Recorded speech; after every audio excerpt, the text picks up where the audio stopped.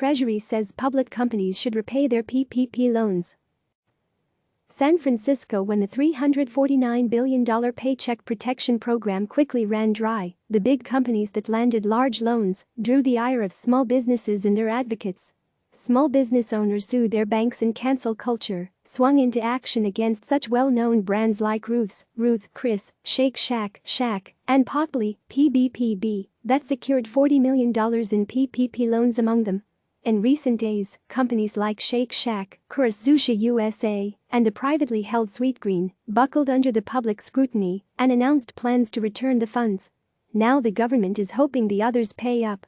Under new Treasury guidance issued Thursday, PPP borrowers must certify in good faith that they absolutely need the loans to keep operating. That includes taking into account aspects such as business activity and their ability to access other sources of capital.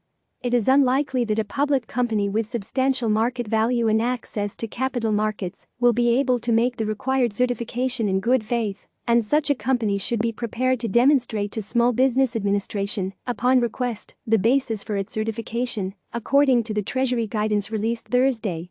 Any borrower that applied for a PPP loan prior to the issuance of this guidance and repays the loan in full by May 7, 2020, will be deemed by SBA to have made the required certification in good faith.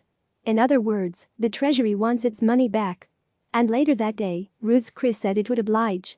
We intended to repay this loan in adherence with government guidelines, but as we learned more about the funding limitations of the program and the unintended impact, we have decided to accelerate that repayment, Cheryl Henry, Ruth's hospitality president and CEO, said in an emailed statement to CNN Business. We remain dedicated to protecting our hardworking team. It is our hope that these funds are loaned to another company to protect their employees, just as we intended.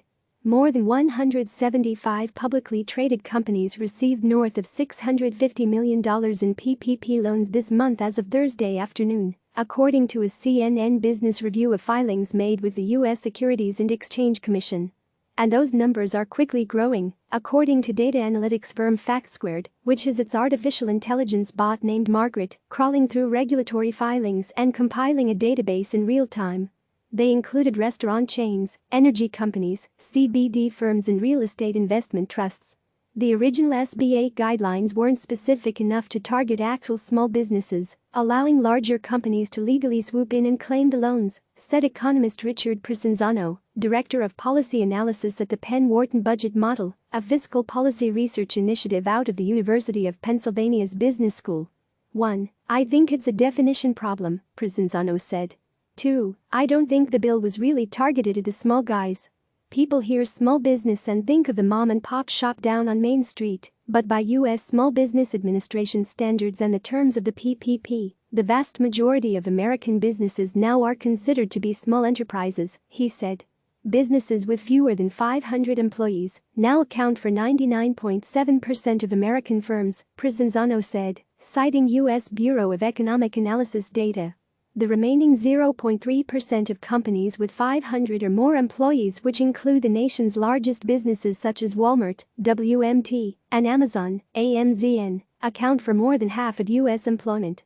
The SBA has an expansive table of size standards, classifying small business status across thousands of sectors by aspects such as revenue or total number of employees. Under the agency's classifications, small enterprises include automakers and oil refineries that employ up to 1,500 people, and movie theaters and software companies with $40 million in annual sales.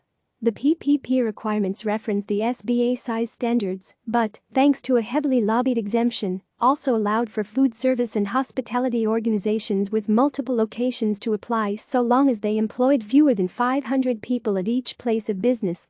When the Senate approved an additional $310 billion for the program this week, the bill referenced ensuring funds for smaller financial institutions and credit unions, but did not go so far as including restrictions on applicants. Funds from any canceled loans will be returned to the PPP program, Shannon Giles, an SBA spokesperson, said in an emailed statement to CNN Business. In the event that a loan is cancelled after the PPP funds expired last Thursday, those funds cannot be used until Congress reauthorizes additional funds for the program as to not violate the Anti-Deficiency Act. Some of the public companies that received the loans told CNN Business that their situations warrant the federal assistance. Even though we're a public company, we're not a big company, said Joseph Dowling, Chief Executive Officer of CV Sciences, a San Diego-based company specializing in hemp-derived CBD-based pharmaceuticals and consumer products. We understood the guidelines to be for smaller companies like us. He added. Not every public company has the same access to capital. CV Sciences, CVSI, following a recent 25-person layoff, is 100 employees in size.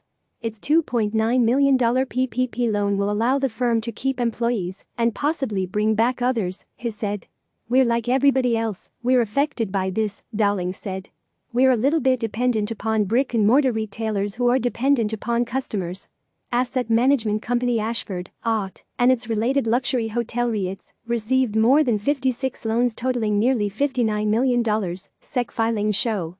The Wall Street Journal and the Dallas Morning News first reported on Ashford. In a response to a request for interview and questions from CNN Business on Wednesday, an Ashford spokesperson said only that the company has very few avenues to access capital. The PPP program was specifically designed for companies with fewer than 500 employees per location that are in NAICS Code 72, such as hotel and restaurant chains, since many, such as Ashford, don't qualify for the Main Street Lending Program, Jordan Jennings, an Ashford spokesperson wrote.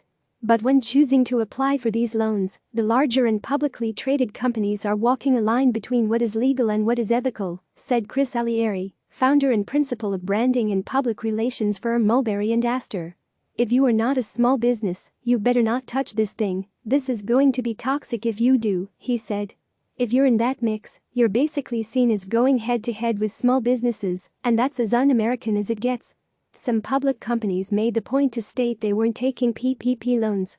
In its earnings announcement this week, Chipito Mexican Grill, CMG, specifically noted it would not utilize the PPP loan provision. The company has upward of $909 million in cash and likely will see a $100 million liquidity benefit by deferring Social Security tax payments and accelerating tax depreciation in previous returns as allowed by the CARES Act. The SBA provisions of the CARES Act appears to us to be designed to help small businesses and their employees, Lori Shallow, Chipito's chief corporate reputation officer, said in an emailed response to a CNN Business query.